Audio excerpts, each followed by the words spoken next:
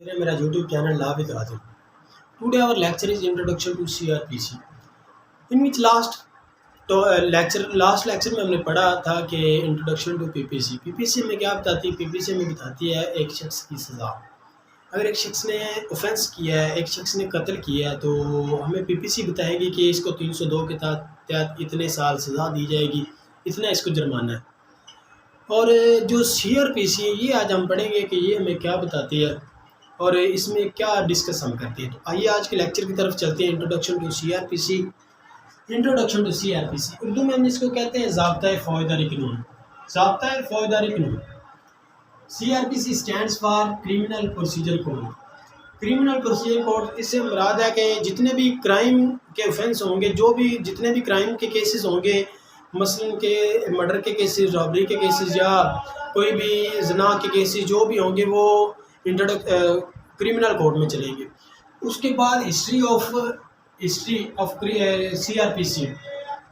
जो history of CrPC इसमें 1 जुलाई 1898 में जो सीआरपीसी एप्लीकेबल हुई इन विच सब कॉन्टिनेंट.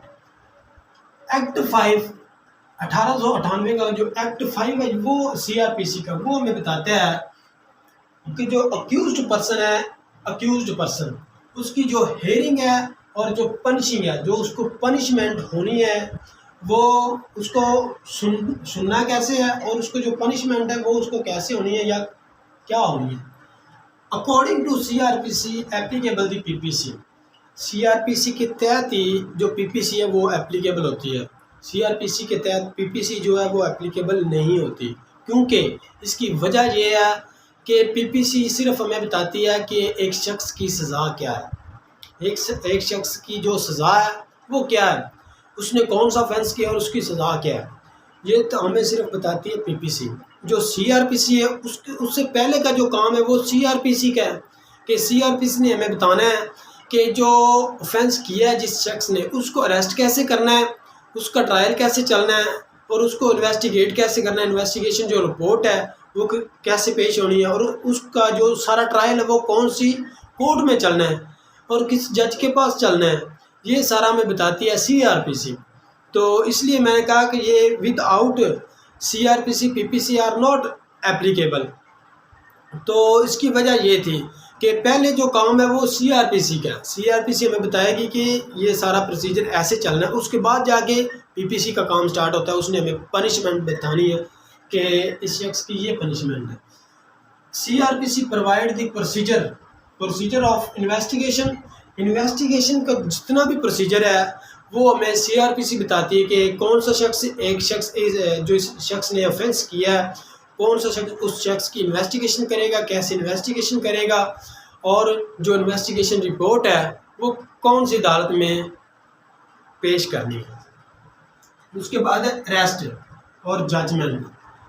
अरेस्ट उस शख्स को जिस शख्स ने ऑफेंस किया है, तो पुलिस उस शख्स को कैसे अरेस्ट करेगी और उसको कितने टाइम में अदालत में पेश करेगी और कौन सी अदालत में और कौन से जज के पास पेश करेगी, ये हमें सीआरपीसी भी ये हमें बताती है, ये भी हमें बताती है. उसके बाद रिमांड है, ट्रायल है और बेल है. और रिमांड से मुराद है कि एक शख्स ने अगर कोई ऑफेंस किया है तो उसका रिमांड कैसे हासिल करना है. वो रिमांड जुडिशल रिमांड होगा या वो दूसरा रिमांड होगा. उसके बाद है ट्रायल है और बेल है. इसका ट्रायल कैसे चलेगा ये भी हमें सीआरपीसी बताती है. और उसके बाद जो बेल है वो इसकी बेल कैसे होगी, कौन से प्रोसीजर के तहत होगी, तो वो भी हमें सीआरपीसी बताती है. How to provide the investigation report in which the court. इसकी सीआरपीसी ये भी हमें बताती है कि इसकी जो रिपोर्ट होगी वो हमने कैसे अदालत में पेश करनी है और कौन से जज के पास पेश करनी है. तो ये सारा हमें प्रोसीजर बताती है सीआरपीसी. इसलिए मैंने सबसे पहले जो आपको बताया कि जो सीआरपीसी है और जो पीपीसी है ये दोनों एक बराबर तराजू में है. Without CrPC PPC are not applicable, without PPC CrPC are not applicable. तो इसमें ये था आज का लेक्चर इंट्रोडक्शन टू सीआरपीसी. तो उम्मीद है कि आज का लेक्चर आपको समझ आया होगा. Thank you very much.